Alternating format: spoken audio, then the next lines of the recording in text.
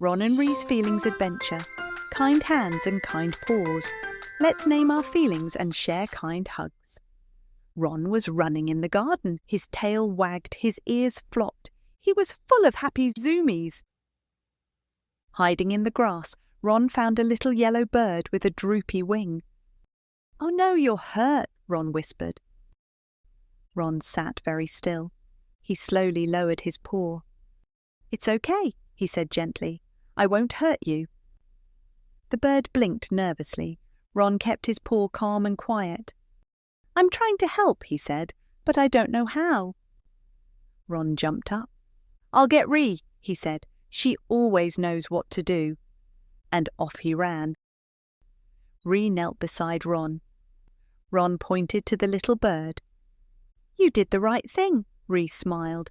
"Helping starts with being gentle." Ree reached out slowly. "Like this, Ron. Soft and slow." Ron lifted his paw to match her.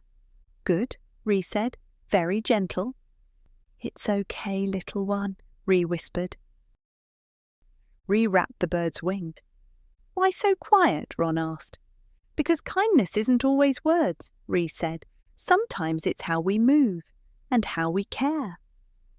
The bird rested in Ree's arms, smiling softly. Ron leaned in. "Feeling better?" "A little," Ree said. "Your quiet kindness helped."